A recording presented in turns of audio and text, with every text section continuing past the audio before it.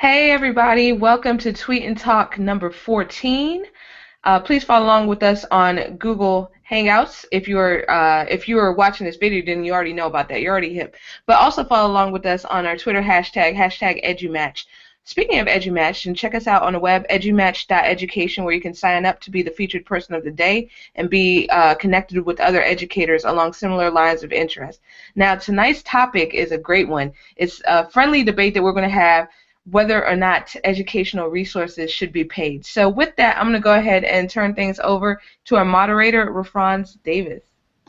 Hello, everyone. I'm really excited to have this conversation, especially since we're in the business. I'm actually in my role. I get to approve or deny whether or not we get to buy apps or not buy apps or whatever resources that we're using in our school district. And I have my own opinions on it, which I'm going to save for later. But it's super excited to have the panelists that we have on board. Sarah, did you do all the introductions? No, I did not. But if you wanted to have everyone introduce themselves, that would be awesome. Yes, go ahead. Everyone introduce yourself, starting with it's Angelina. Hi, I'm Anjanette. Anjanette, I'm so sorry. Okay, it's okay. My name is Anjanette. I am employed with the School Board of Broward County, which is the Fort Lauderdale area. I'm also an adjunct college professor at the University of Fort Lauderdale. So I'm real excited to be a part of this group. Thank you for inviting me.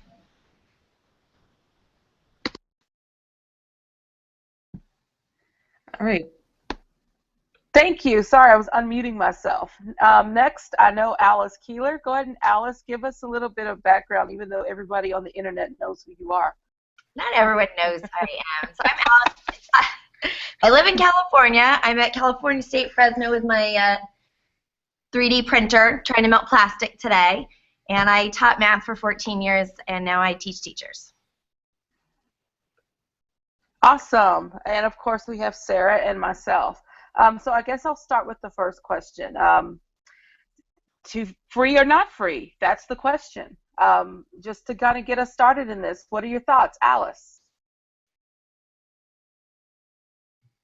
You're catching me off guard. Free what? Free apps or not free? Free programs or not free? Free is free like a puppy sometimes. I mean, there's always a cost. And so why is somebody giving you something for free? There's not that much altruism in the world that people are really just giving you something for nothing. There's some sort of advertising. So I think that we want to be careful about that. And the other part is that somebody put a lot of effort and time into making it. If you want high quality products for your students, expecting them to be free, I think is unrealistic. Sarah, I'm tossing it to you now. Oh wow, okay, cool. Yeah, I definitely get what you're saying with that, Alice, in terms of people putting a lot of time and resources into it. For me, then I kind of tend to prefer using free things just because we as educators, we're using them to help our students grow, and I feel like if everything were to go paid, then that would just that would be very, very hard to pull off. So I tend to look for the freer things, the freer, if that's a word. But I see that Stefan on Twitter was talking about open educational resources, and I just wanted to go ahead and mention that as well, something I just found out about not too long ago. And there are just so many great things. So I think that when we create and we share, then it's kind of like helping each other out, scratching each other's backs. Anjanette? Free. That's a word that I'm learning how to take advantage of. I've been paying for everything, and I'm getting to the point where it's starting to hit my personal pocket. So I am looking now for the free resources.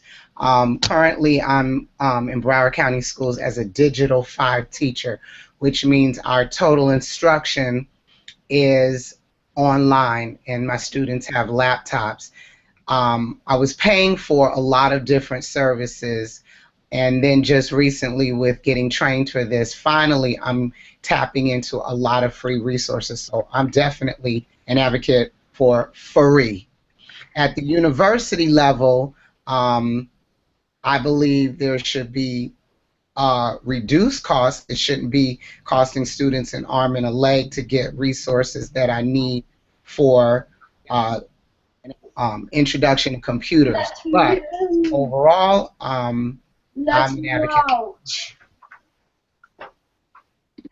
I can definitely see that, and I know Dawn just joined the conversation, but I want to tag on to something because I think that we're tapping into a new layer. Well, I think a different layer. Teachers being responsible for covering their own content is one thing. Open educational resources are absolutely something we should take advantage of, especially when they're primary resources free and available on the web for our students to access. But school districts may be having a choice between implementing something that has a freemium model, which means kind of free now, but then there's a back end that you have to pay for later, or free to a point with an expectation that maybe parents pick up the bill, and maybe that information is not communicated up front, are completely different ideas, I think. I think, in my opinion, I know in my job I have to make those decisions, and they're not always the best and easy decisions. So when it comes to between taking the free version of a product or upgrading to pay for something, what goes into your mind as to what would you advocate to your districts as to whether or not you need it? What would it take for you to decide, you know what, we really need to look at what the paid model of whatever this piece of software is versus the free model? Sarah? Sorry, I was just unmuting myself. Yeah, in terms, I'm sorry, could you repeat your question one more time, please? The whole thing? No, no, part of just, it. no, it's okay. Tweeting, but go ahead. It's okay. Just the part about what factors come into play for you as a teacher, for you to advocate for your district that maybe you need to upgrade to a paid version of some product that you're using versus maybe the free one that you found as a teacher. Oh, okay, I totally hear you. And I think that for the paid resources, then I don't have an issue with districts necessarily paying for things, because a lot of times it's in that budget, and it's there and it's meant to be allocated for for student use. So I would say that my whole level of discomfort would probably come from going straight to teachers' pocketbooks, as opposed to the district paying for something that that they receive tax dollars from, because as teachers, we don't get paid a whole lot of money. So that's why I tend to be a fan of things that are free and that we create for ourselves and we create for our students, and we just spread the love. We just share it that way. Alice, you talked earlier about the additional cost. There's always some payoff along the way for something that is free. Can you give some other examples of that other than just the obvious ad on the back end? What other things should teachers be looking for before they immediately adopt something that is free versus looking for maybe a better product that could possibly be paid? I think that just looking at the overall design and usability, obviously that impacts how much time students have to spend in class, and cost of time to learn something and cost of time just to manage it. Like if I have to dig through a bunch of extra clicks and things, and it takes more instructional minutes are so valuable. But then also there's this cost of where it's suggestive sells to kids, and there is a pressure maybe to parents that they should be paying for stuff. And I know my kids don't always give me, I have 5 kids, so they don't always give a straight story. They're like, Mom, I have to have this. I'm like, you have to have what? And I call the school and they're like, no, they don't have to have that. And that's usually the way it goes down. So it doesn't necessarily communicate so well back to home. So kids using an app that's freemium where it's asking them to upgrade and they don't understand, then people start to think that they need to, and it puts a burden on parents. That's a good point. What about data? When do we talk about ownership of whatever this product is that we're using? I'll give an example. There's a product out there. Well, I won't give the name of the product. How's that?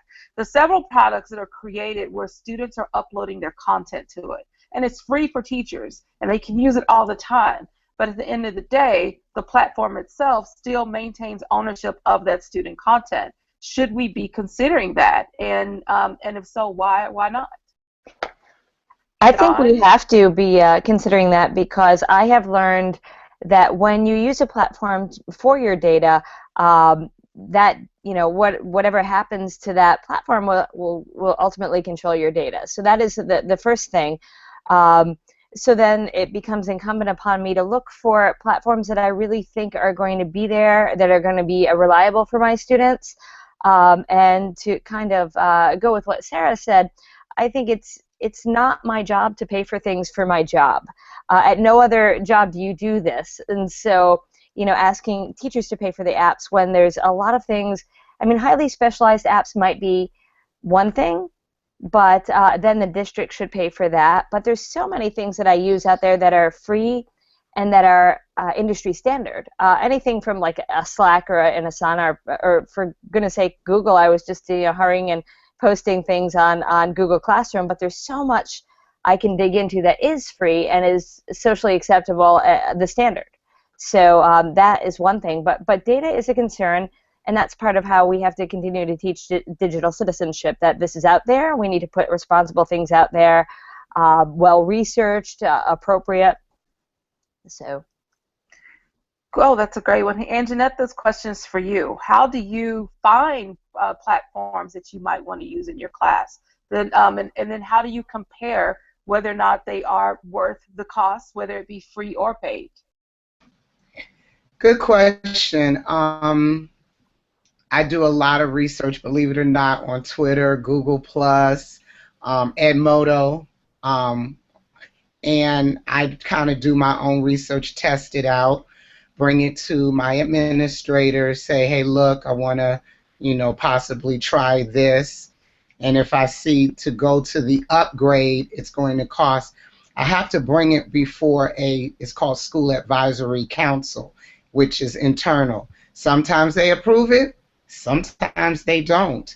And so then I have to look at my personal budget, which now I've just made the decision I'm not going to come out of my personal budget. If I can't do it, I just can't do it. Where I teach at, a lot of the parents, if they find out it's something for their class, for our class, and they want to upgrade, they will actually do the donors website and fund it for me. So that's one of the ways I'm able to get some of the stuff done.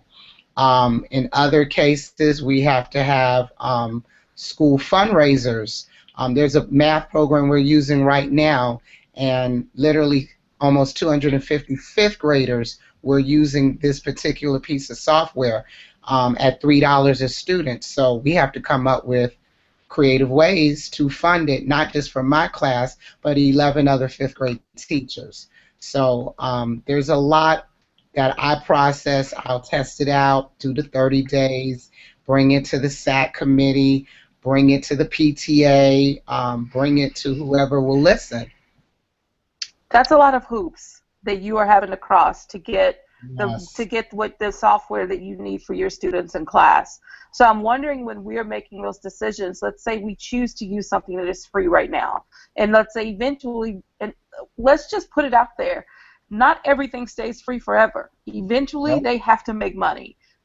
So at which point in time how much time do we invest in the free programs that we use before we start to ask those questions about, all right, we have our whole district on board. When is this going to start costing me per student? How much is this going to cost me? And then how do you decide whether or not to move forward? Do you decide whether or not to move forward? I guess that's a better question. I know in my district, our teachers wouldn't. They would make recommendations, and then ultimately it would come up to our leadership team and our teachers, whoever are giving the input on that, I should say, as to whether or not we move forward, as well as cost. What does that look like in your districts? Sarah?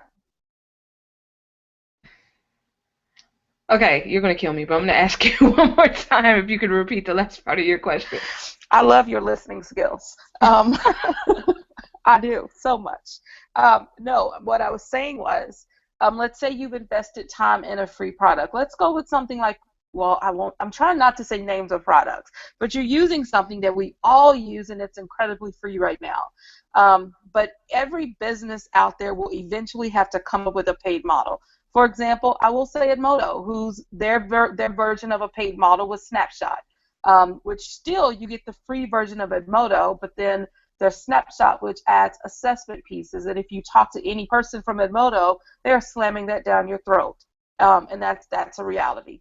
So, how do you make that decision whether or not to jump up to that next layer of product? I, for one, am not, because I didn't see a value for my district.